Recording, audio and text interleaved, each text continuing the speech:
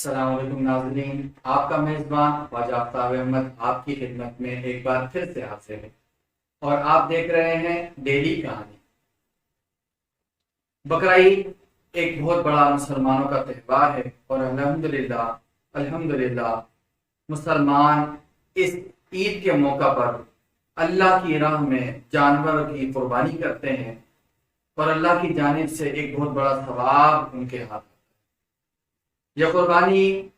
حضرت سیدنا ابراہیم علیہ السلام کی سنت اور مسلمانوں کا ایک اہم فریضہ ہے، جہاں اس قربانی کرنے پر بے شمار اجر و ثواب ہاتھ آتا ہے، بے شمار نیکیاں ملتی ہیں۔ جیسا کہ حدیث مبارکہ میں بتایا جاتا ہے کہ قربانی کے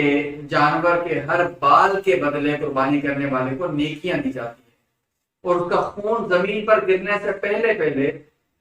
اللہ کی بارگاہ میں وہ جانور مقبول ہو جاتا ہے۔ ایک جانب تو اس کا ثواب کا معاملہ ہے، دوسری جانب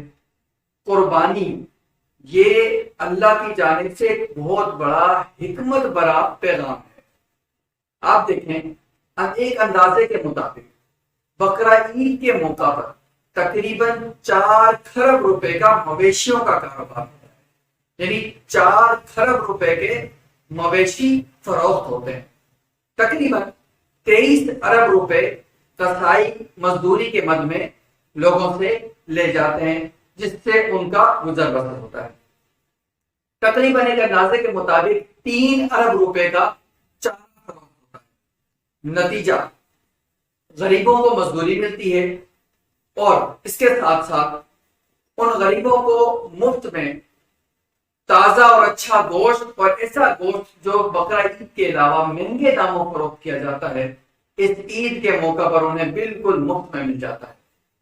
کسانوں کا چارہ مہنگے داموں میں فروخت ہو جاتا ہے، مویشیوں کو اپنے مویشیوں کی اچھی قیمت مل جاتی ہے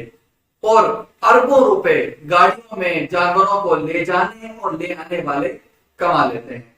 اور پھر یہی بات ختم نہیں ہوتی، بلکہ اس کے بعد جب قربانی ہو جاتی ہے، گوشت تقسیم ہو جاتا ہے اور جو کھالیں ہوتی ہیں وہ کئی اداروں اور ٹرسٹوں سے ہوتی ہوئی جب چمڑے کے کارخانوں میں پہنچتی ہیں تو وہاں مزدوروں کو نئی مزدوری ملتی ہے اور جو ہے کارخانوں کا کام بڑھ جاتا ہے، غریبوں کو مزدوری ملنے لگتی ہے اور پھر بالآخر ان چمڑوں سے جیکٹیں بنائی جاتی ہیں، مختلف مصنوعات تیار کی جاتی ہیں، وہ جہاں پر بنتی ہیں وہاں کے لوگوں کو مزدوری ملتی ہے اور جو مالکان ان چمڑے کی مصنوعات سے پیسہ کماتے ہیں وہ اس پیسے کو پھر دوبارہ سے کسی اور کاروبار میں لگاتے ہیں، وہاں بھی پھر اسی انداز سے کسی نہ کسی غریب کو کسی نہ کسی انداز سے فائدہ ہو رہا ہوتا ہے۔ تو یہ ایک قربانی کا ادا کرنا، ایک قربانی کا فریضہ مسلمانوں کے لیے اتنا بڑا کارآمد ثابت ہوتا ہے۔ اس نظام کو، یہ جو ایک سرکولیشن ہے، اس کو اکنامکس کی زبان میں سرکولیشن آف ویلتھ کہا جاتا ہے، یعنی ایک چیز شروع ہوئی اور وہ چلتے چلتے لوگوں کے لیے بڑھتی گئی اور بالآخر لوگوں کے لیے معاشی طور پر بہتری کا ذریعہ بنتی ہے۔ اس طرح کی نئی نئی دلچسپ کہانیاں سننے کے لیے آپ ہمارا چینل ڈیلی کہانی لائک کریں، سبسکرائب کریں اور بیل آئیکن پر کلک کریں۔ کمنٹس کرنا ہرگز نہ بھولیں اور اپنے پسندیدہ موضوعات ہم سے ضرور شیئر کریں